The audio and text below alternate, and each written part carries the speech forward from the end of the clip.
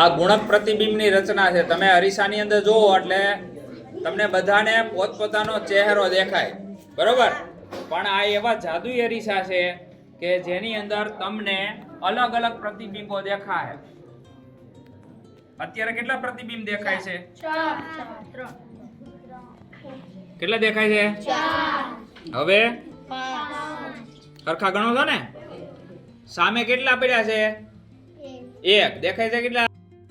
ગુજકોટ સંચાલિત જિલ્લા લોક વિજ્ઞાન કેન્દ્ર અમરેલી દ્વારા આપણી શાળામાં ગણિતની અઠવાડિયાની ઉજવણી નિમિત્તે આપણી શાળામાં સરસ મજાનું આ સુંદર મોડેલ વર્કશોપ આખો ગોઠવેલો છે. શું છે? ચોરસ. વેરી લંબચોરસ. અચ્છા, આનું નામ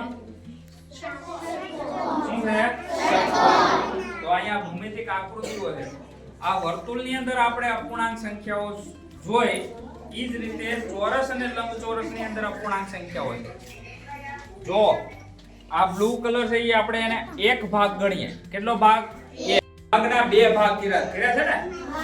તો હું આને લઈ લઉં તો શું જવાબ આવે? 1/2. ઈ જ રીતે આલેખ, તમે આ આલેખનો વિભાગ છે. શેનો વિભાગ છે? આલેખ. એટલે આલેખ સમજતા પહેલા તમારે તો આની વેલ્યુ કેટલી થાય? તો કે 1/100 કેટલા ટુકડા છે?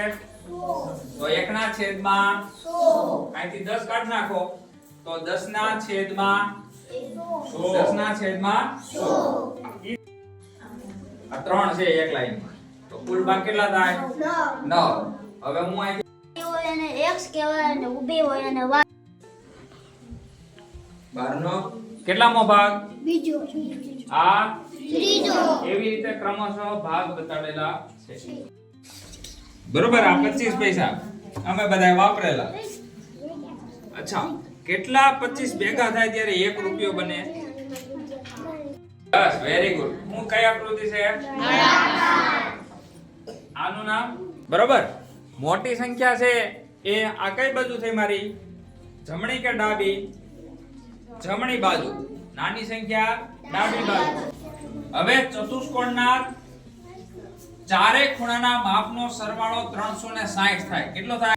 તમે જોડો ત્યારે તમને ખ્યાલ આવશે. જો હું તમને જોડી અર્થ એવો થયો કે ચારે ખૂણાના માપનો સરવાળો થાય 360. કાટકોણ ત્રિકોણ છે ને?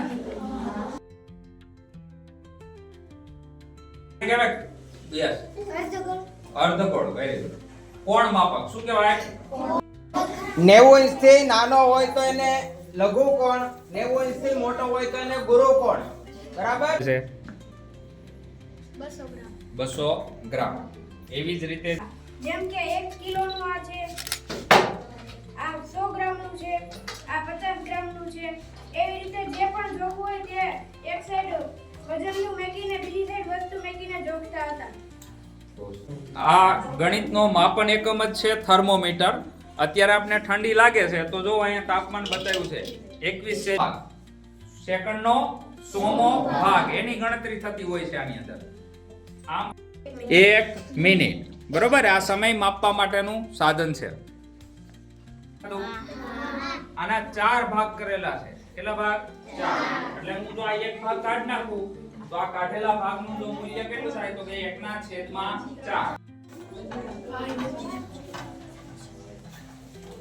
8. હવે હું આ એક કાઢ નાખું તો આની વેલ્યુ કેટલી થાય ખાલી ભાગની? 1/8. 1/8. બહુ.